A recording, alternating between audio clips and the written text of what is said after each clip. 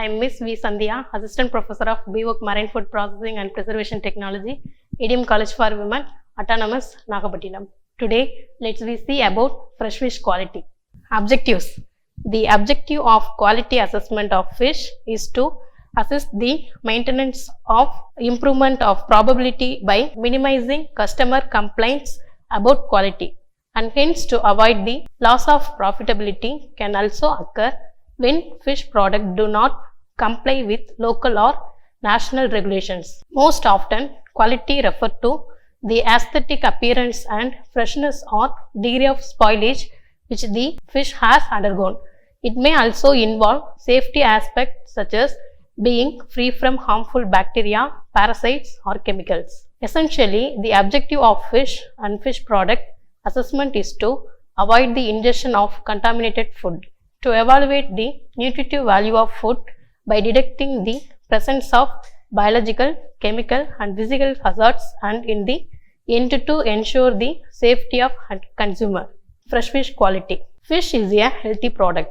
The flesh of fish should bounce back on touching it. The skin has a natural metallic glow and should not look dull. The surface of the skin must be tight and the scales might be tightly attached. Cracked skin or loose scales could be sign of floating fish. Some tips to properly judge the quality and freshness of the fish before buying. This image shows the fresh fish quality. Skin is shiny and tight. Then eyes. Eyes are clear, bulging and not sunken. Gills are bright red, not grey or brown. No belly burn in cavity. Next, flesh. Flesh is firm, fresh and mild odor. That is characteristics of fish quality. Here are the four main factors that determine seafood quality and freshness. They are handling, temperature, oil content and species characteristics. First one is handling. If fish are not properly boiled, cleaned and handled, their shelf life declined appreciably. Rough handling, for example, damages the flesh, causing enzyme breakdown and bacterial spoilage. Next one is temperature. Keeping fish at a cool, consistent temperature ensures that it will maintain its quality for its maximum shelf life. For every hour that a salmon is left out 10 degrees Celsius, its shelf life declined by 4 hours. Oil content. Fish with high oil content are prized because of the health benefits of omega-3 fatty acids. However, the high oil content shortens the shelf life. Species characteristics. Other factors also affect a species shelf life. For example, big fish stay fresh longer than small fish. Flat fish keep better than round fish. Fish caught in warm tropical areas spoil faster than those caught in cold waters, and bony fish are edible longer than cartilaginous fish. Next, common criteria for choosing fresh fish. The body of the fish must be rigid or arched. The fish should be bright with a metallic luster. The eye should be bright, vivid and brilliant. The gills should be bright, wet, pink or red. Smell should be pleasant and mild. Scales should be shiny or not detach themselves. The abdomen should not be stretched or have green spots. The skin should be shiny and slippery to the touch.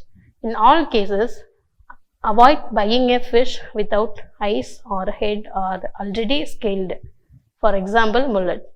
Next one is maintenance of quality. Fish should be sold in a proper place meant for selling food away from things which contaminate fish. A market should be covered so that fish and or the seller are protected from sun, heat and adverse weather conditions. Fish should be handled carefully and not thrown or put on the ground. They should be displayed on a raised surface which is easy to clean and disinfectant, such as cement or ceramic tiles. Fish should be chilled using ice on display and during storage. The fish on display should be not heaped to make chilling difficult, as well as ice being easily available. There must be supply of clean water for washing the fish display surface and equipment such as knives and scales and boxes. Care should be taken not to let the surface of the fish dry out. Clean water or ice should be used to keep outside of the fish wet. It is good to use a detergent and disinfectant to get rid of much dirt and bacteria as possible. Any waste product should be kept in a closed container such as a plastic bin with a lid. The waste must be got rid of in a proper way at the end of each day.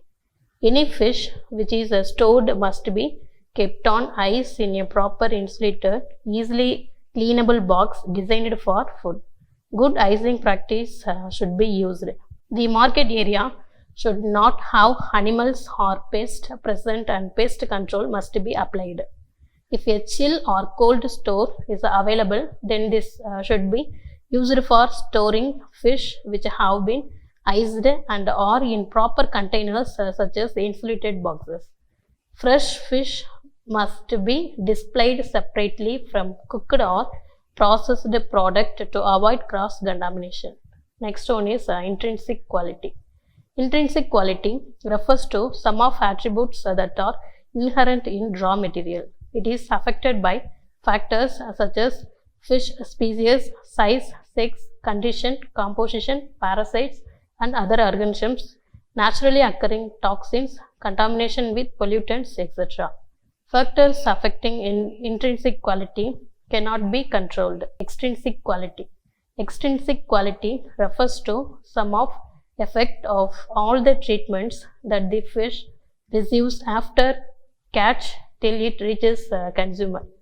It is affected by degree of freshness, conformity with the declared mode of presentation or product style, weight, size, ingredients, food additives, acceptability of processing methods, suitability of containers and packaging methods, extent of cleanliness and sanitary conditions followed during handling and processing. The factor controlling extrinsic quality can be controlled. Spoilage. Spoilage is usually accompanied by change in physical characteristics, change in color, odor, texture, color of eyes, color of gills, and softness of muscles are some of the common characteristics observed in spoiled fish. Spoilage is caused by the action of enzymes, bacteria, and chemicals present in the fish. The foods are usually classified as less perishable, moderately perishable, and highly perishable in order to understand the perishable nature.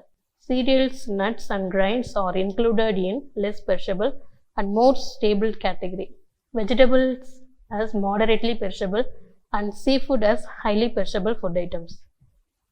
Seafood are less stable because of the high moisture content and availability of nutrients for the growth of microorganisms. Ambient temperature plays a crucial role to alter the stability of a product. Highly perishable foods like seafood have low tolerance to ambient temperature, while moderately perishable items like fruits and vegetables have increased tolerance and non-perishable items are least affected. Next one is causative factors of spoilage. High moisture content, high fat content, high protein content, weak muscle tissue, ambient temperature and unhygienic handling. Next one is process of spoilage. Rigor mortis, autolysis and bacterial invention and putrefaction. There are the main process of fish spoilage. First one is rigor mortis. Rigor mortis is due to a biochemical change in the muscles that occurs several hours after death. Next process is autolysis. Autolysis means self-digestion.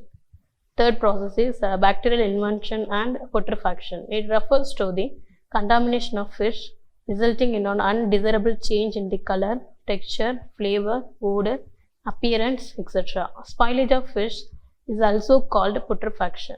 Sanitation refers to public health conditions related to clean drinking water and adequate treatment and disposal of human excreta and sewage. Sanitation systems aim to protect human health by providing a clean environment that will stop the transmission of disease, especially through the fecal-oral route. For example, diarrhea, a main cause of malnutrition and stunted growth in children, can be reduced through adequate sanitation. There are many other diseases which are easily transmitted in communities that have low levels of sanitation, such as ascariasis. It is a type of intestinal worm infection, or helminthiasis, cholera, hepatitis, polio, etc. A range of sanitation technologies and approaches exist. Some examples are community lead total sanitation, container-based sanitation, ecological sanitation, emergency sanitation, environmental sanitation, on-site sanitation, and sustainable sanitation. A sanitation system includes the capture, storage, transport, treatment, and disposal or reuse of human excreta and wastewater. Reuse activities within the sanitation system may focus on the nutrients, water, energy, or organic matter contained in excreta and wastewater. Next one is assessment of fish quality. Assessment of quality is necessary to safeguard consumers against any risk associated with consumption of fresh and processed fishery product. Several methods have been developed and are available for measuring fish quality. However, only some have been found to be suitable for assessing the quality, while others failed to be used in routine analysis due to limitation in the form of inaccuracy, impracticability, high cost, need for specialists, and suitability only for research or product development. What are the methods for assessing quality?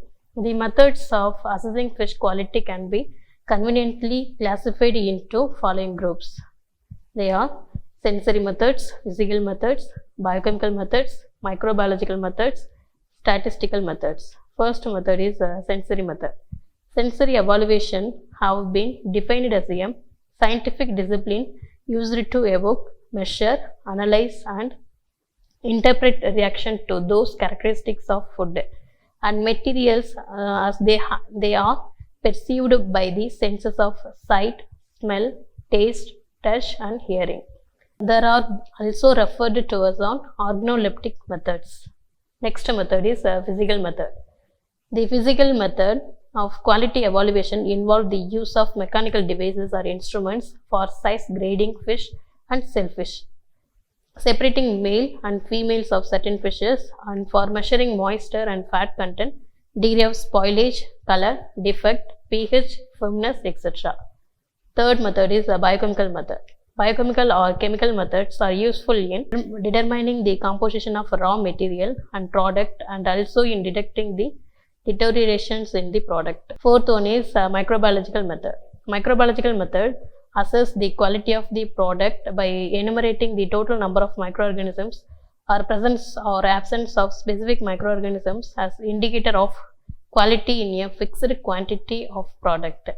These methods involve growing microorganisms in specific nutrient agar media or in special media that support only particular microorganisms.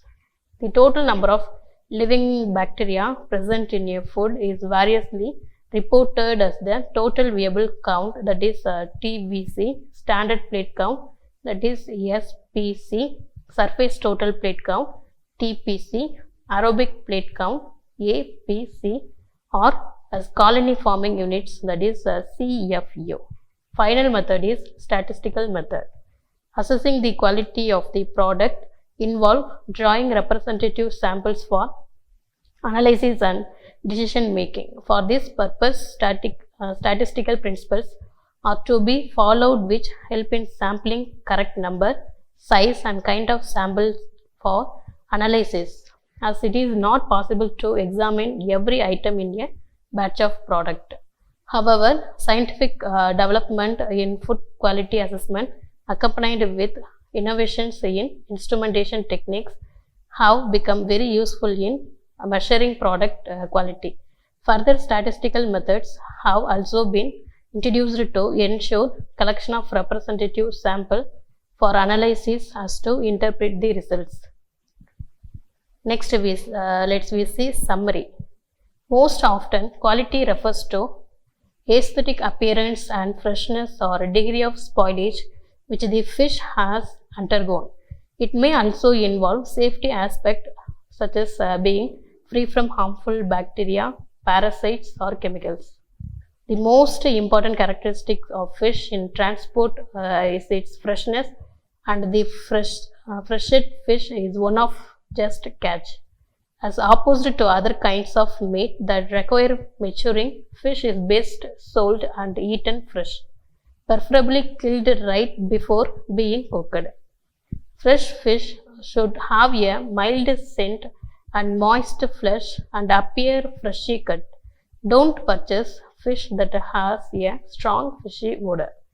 Whole fish should have bright bulging eyes and bright red or pink gills. The flesh of the fish should bounce back on touching it. The skin has a natural metallic glow and should not look dull. The surface of the skin must be tight and the scales might be tightly attached. Cracked skin or loose scales would be sign of rotting fish.